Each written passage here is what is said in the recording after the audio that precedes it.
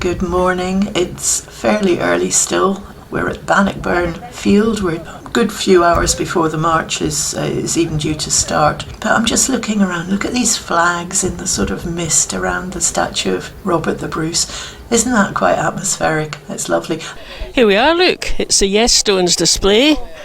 And guess where we are? Well, that won't tell you where we are, but that might tell you where we are.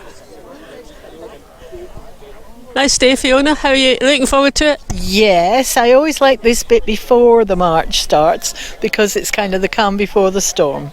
This path is where they come in, isn't it? Yeah, it is. The march comes up. It's a long march, the Stirling one. It's from Stirling Old Bridge and it's uphill and it takes at least an hour. I came assuming that, it'd be nice hot weather the way it's been. So it's a bit overcast, but maybe it's better actually, especially for folk marching. See what's new this year that I've not seen before is that wonderful display of flags all the way along the field. It's really nice. And I mean, there's a lot of people milling around now, but earlier when the field was more or less empty, apart from the flags and King Robert looking down, I thought, it's like a tribute to the fallen or something. It was quite atmospheric, See, that's an interesting phrase to use, isn't it? A tribute to the fallen. It was not how we normally think about Bannockburn, because no, but there were a lot. Yeah, there were a lot of people who gave their lives for it.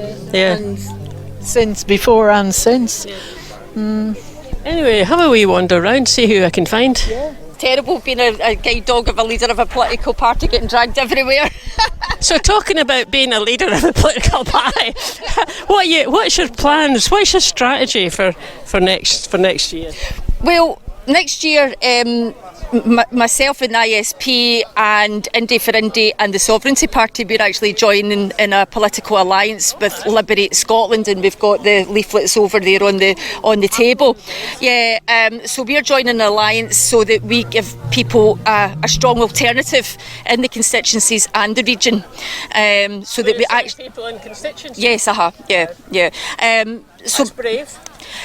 I wouldn't say it's brave. I think it's required. Next year is too crucial. It's such a big election that I think there's what I call the apathy party. People are not coming out and voting. We've seen that in the past few by-elections.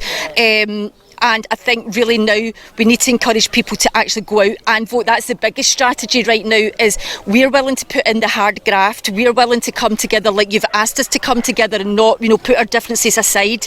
We're willing to do that. We're willing to put in the hard graft. But we do need the people to come out and vote, because there's no point us doing all the work if you're going to stay at home.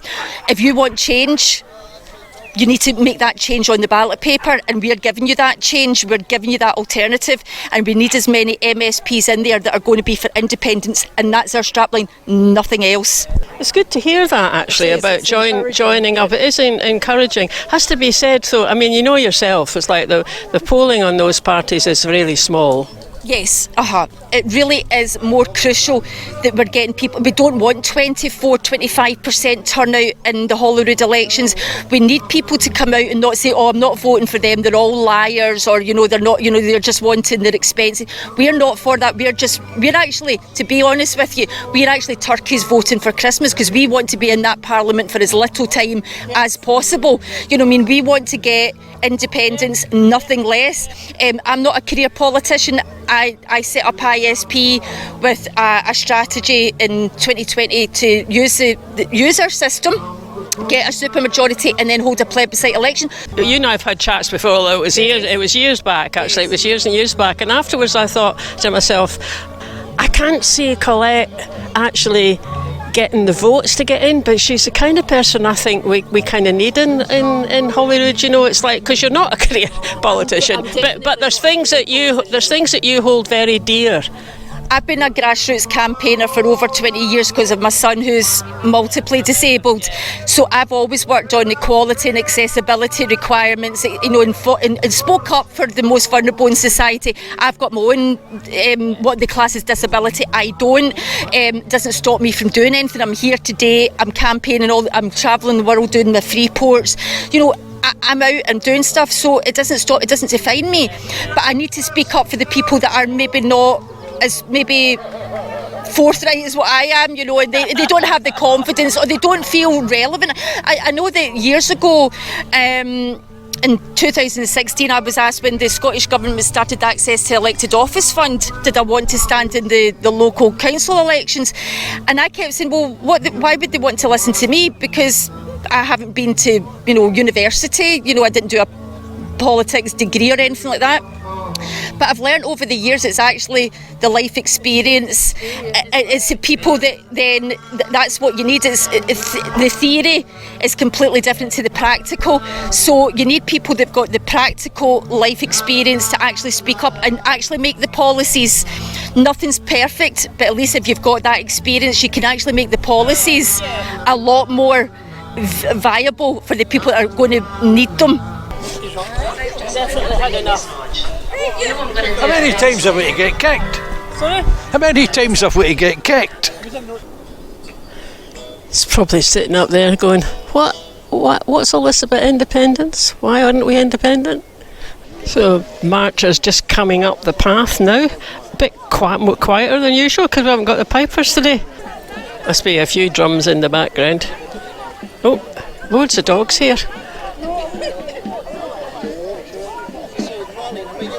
No, you're fine.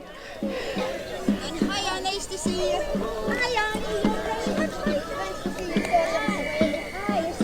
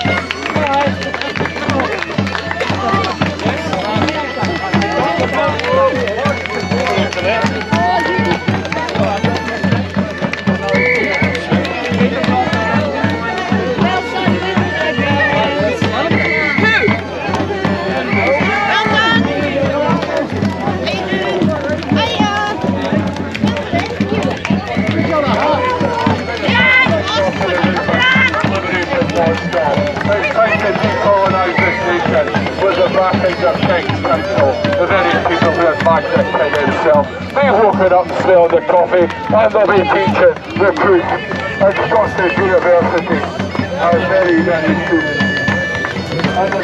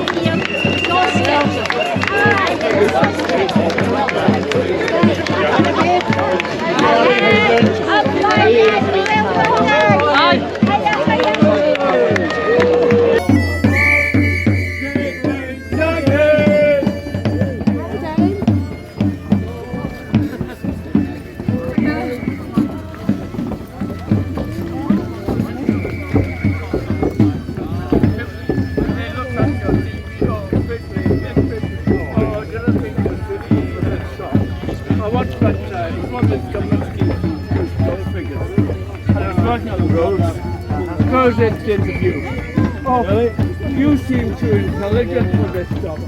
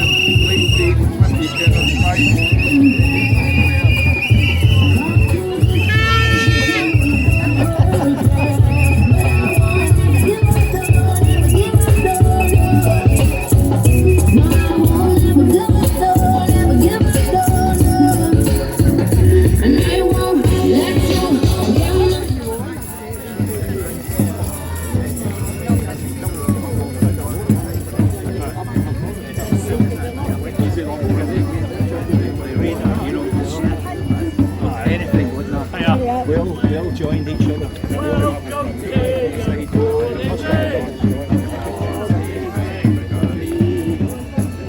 What do we want? UGI! When do we want it? No! When do we want? UGI! When do we want it? No! What do we want? UGI! When do we want it? No!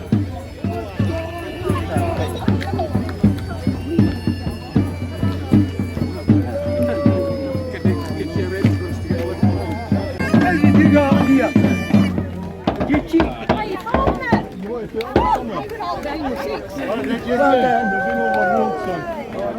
Yeah. The stuff they wear on their heads is called chainmail. Feel that? It's really heavy. That goes over your shoulders first. Put it on, Bob? Protect you. It sometimes just catches your hair slightly. You're a bit small for this size of armour. And then this one goes on your head. So see, there's a bit at the front going over your forehead here. Dobby wants his freedom. Hold on, buddy. What? Oh, that's so heavy. And my suggestion would be that you come and hold the sword here. Yes.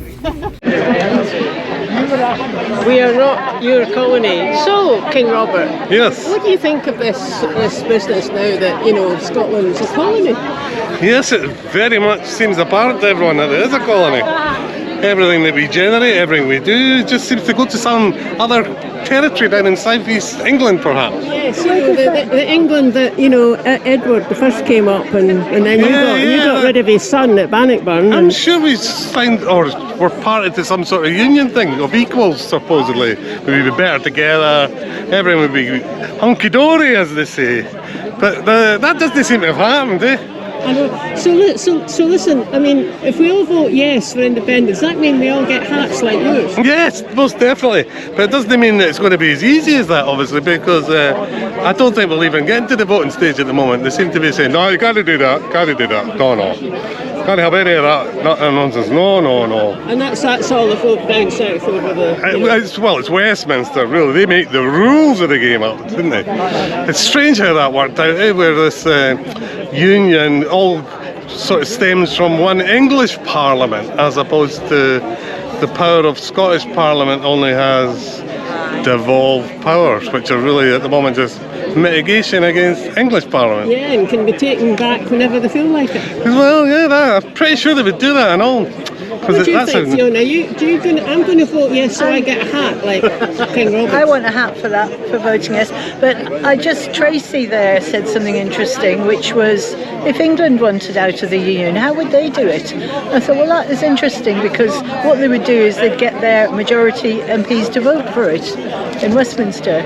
So... and then we would have no say in that. We would have no say in it, and we would be outvoted. But you mean why would they? They wouldn't ask us for permission? Well, it wouldn't ask us if they could have a referendum either. Chat about the UN. Just saying, are you feeling optimistic? Personally, yes, quite optimistic. We've had some positive chats. We've been being diplomatic, chatting to people. This is over in New York. Yes, it's over in New York. And as much as I can say, I can really only say that our boys over there have been very welcome, and people have been very interested in talking to them, and it leaves us positive. Things are going to work out. September, October time. Say the UN says, yeah, okay, we agree, Scotland's a colony, but what happens then? Well, that's the thing, I don't even know. I think at that point we then have to bring in politicians, because we then have to start talking about what Scotland is going to be. You're then at a point where you're no longer quite the subject of a UK government, because or at least you think you're not. Yeah. The UN thinks we're not, yeah. Yeah. I'm not quite sure, but I'm the wrong person really, I think, to ask there. But it changes everything. The mood changes, and discussions have to change. They're now on a different level. Yeah, I mean, I can see it's like, if you think of it as being like a jigsaw, it puts a good few different pieces of the jigsaw together, doesn't it? It does, and I think then Westminster has to start talking to Scotland in quite a different way. It's being told by the international community, you can't carry on as you're doing. We were told years ago or the UK was told years ago, that they had to give some democracy to Scotland, on the back of the Scotland UN Committee efforts, and thus we got devolution, albeit the powers we got were taken away the next day, kind of thing. But it changes that again, because you've got the UN then saying you need to sit down and... So, I mean, when it comes down to it, of course, let's be optimistic and say the UN agrees with us that we're a colony. At some point, though, there still needs to be a vote among Scots to get over that, doesn't there? Supervised by the United Nations. Oh, really?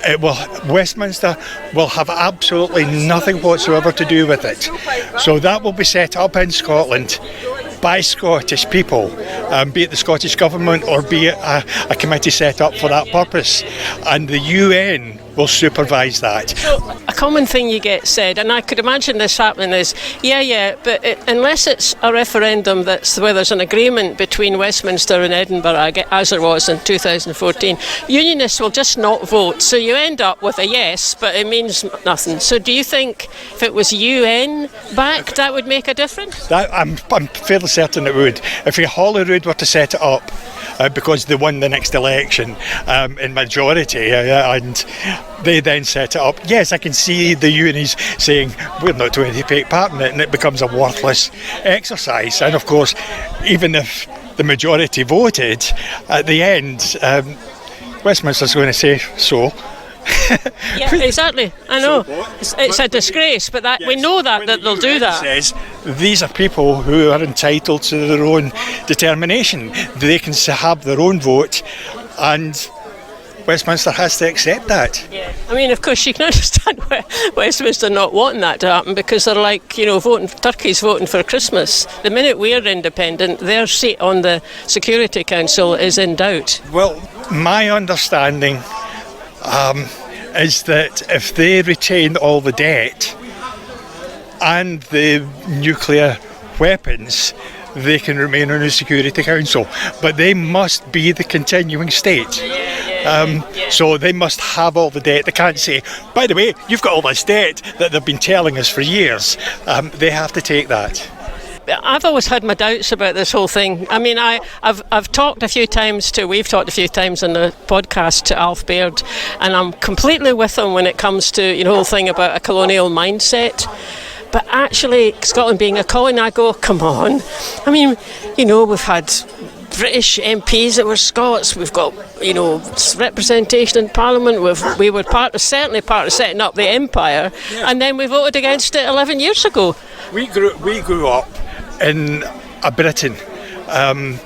Whether we understood what it was, we were infants, we were children, we grew up, we were British one day, we were Scottish the next day, depending on whose football match was being played, or whether we were at Olympics. If we were at Olympics, we were very British. If it was Commonwealth Games, we were back to being Scottish again. Yeah. So we switched these suits on a very regular basis. But younger people who are below 40, 30, they didn't grow up with that same imposition of Britishness. No, that's a good point. Do you think there's going to be a bit more fight? Because we keep hearing people saying, no more Mr. Nice Guy, pick a fight with him, get everybody behind you and something. I really do like John, and he is Mr. Nice Guy. When he took the reins, I was really worried that it was your third leader in just over a year, or was it less than a year? So I was really worried, but when we got John, he's been a really good, safe pair of hands. But now he needs to be more spirited, like Nicola. I mean, she was. Or even, like Kate Forbes. Kate Forbes, when she gets going, can be pretty spirited. Yes, or even like Kate Forbes. But I think it's just a character. He's not that man. But I have noticed that First Minister's Question Time that he's started getting a bit more. A bit pokier. Yeah, and he's not letting them away with as much, which is really good.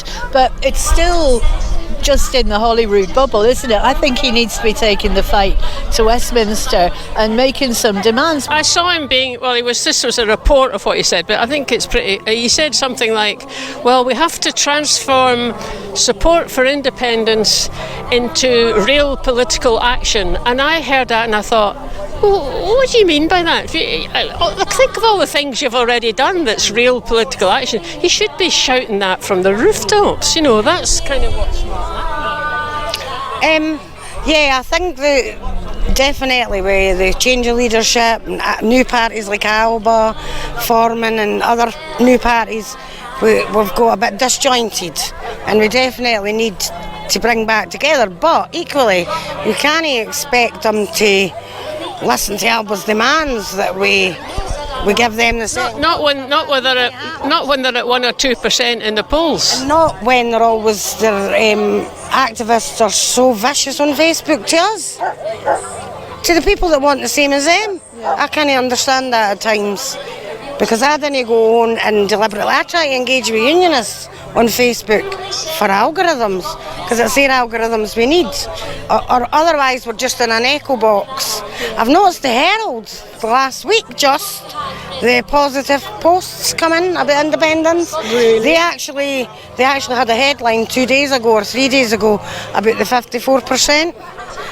But I'm wondering, are they genuinely believing this, or are they just doing it as clickbait because we're so passionate, and then you get your unionist trolls. And their circulation's going down. It has gone down. And I found myself engaging in the Herald page. I mean, even if it's kind of, let's be cynical and say it's just for clickbait, but it still brings people in, doesn't it? They still see it. Mm-hmm. But it makes business sense, so if 54% of the population are supporting one thing and you're not, and you're relying on people to buy your paper, then talk to the biggest group. Yeah. That's what I think's happening. Yeah. I was told years ago at meetings, maybe in 2019, the two things to watch were the newspapers starting to change tone and the bookies. I've not seen the bookies changing yet, but they were the two things that can be indicative of true public opinion. So, just over 3 years, I sort of found my awakening. Thomas MacArthur. Oh yes. And then I've got 26 albums and 3 poetry books. Wow. I wrote, 3.5 years. I've been in business for 50 years and I only made about 10. 70 Jacobite songs that I've written and produced. And I phoned it. I asked the Guinness Book of Records, but they wouldn't go for it. Oh. You know, they said no, it has to be a competition. Yeah, it can't be like a personal thing. You can't be competing against the Beatles.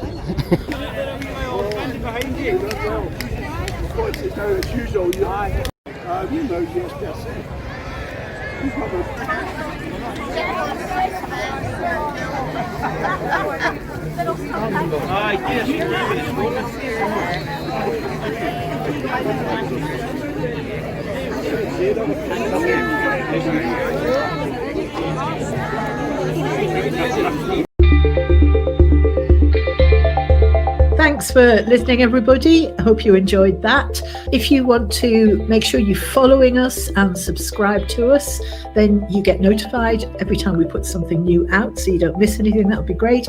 Also, you can click the little bell if you're watching on YouTube.